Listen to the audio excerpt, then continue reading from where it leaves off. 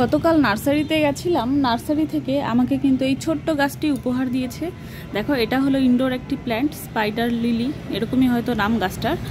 তো এরকম গাছ আমি কখনো আমার ছাদ বাগানে বা ঘরের জন্য বসাইনি, এইবার প্রথম আমি গাছটা বসাচ্ছি। তার জন্য নিয়েছি এরকম ছোট্ট একটা টব। এর নিচে আমি একদম ছেদ করব না, আর খুব সামান্য সামান্য জল দেবো। এই গাছটা যেহেতু আমি ঘরে রাখবো, তাই আমি নিচে ছিদ্র করলাম না। তো এখানে দেখো আমি কিভাবে গাছটা লাগাই। ছোট্ট একটা টব নিয়ে নিয়েছি, আর নর্মাল মাটি, একটু বালি আর জৈব সার ভালোভাবে মিশিয়ে আমি দিয়ে দিচ্ছি মাটিটা টবের মধ্যে।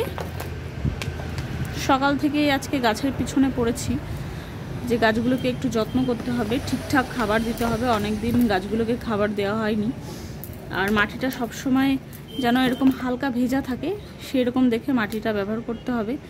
বেশি যেন ভিজা না হয়, আবার বেশি যেন শুকনো না হয়, মোটামুটি এমন যেন মাটিটা থাকে, তাহলে গাছগুলো খুব ভালো হয়। আর এটা হচ্ছে একটা গাছের মানে স্পাইডার প্ল্যান্টের হচ্ছে বেবি। তো আমাকে বললো ভালো করে বসিয়ে দিও, এখান থেকে অনেক গাছ ভবিষ্যতে হয়ে যাবে। এবার দেখা যাক গাছগুলোকে আমি কিভাবে যত্ন করে বাঁচাতে পারি। এই যে এখানে আমি এতটুকু মাটি নিয়ে নিয়েছি।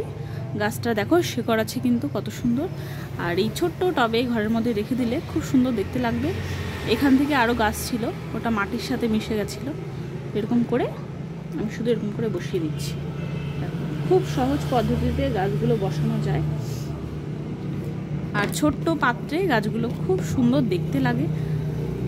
আর এখান থেকে যখন গাছটা একটু বড় হয়ে যাবে, চাইলে অন্য টবে তোমরা কিন্তু শিফট করে দিতে পারো, যদি এরকম ছোট্ট চারা তোমরা যে কোনো টবে লাগাতে চাও।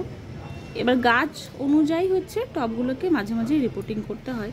এবার গাছ ধরো ছোট্ট, টবগুলো বেশি বড় হয়ে গেল, তাহলে গাছের কিন্তু বৃদ্ধি তত একটা ভালো হয় না। এই গাছের জন্য এই টবটা একদম পারফেক্ট। এখানে কিন্তু মাটি, বালি, গোবর সার তিনটেই আছে, দিয়ে সুন্দর একটা আমি মাটি তৈরি করে নিয়েছি এই গাছটার জন্য।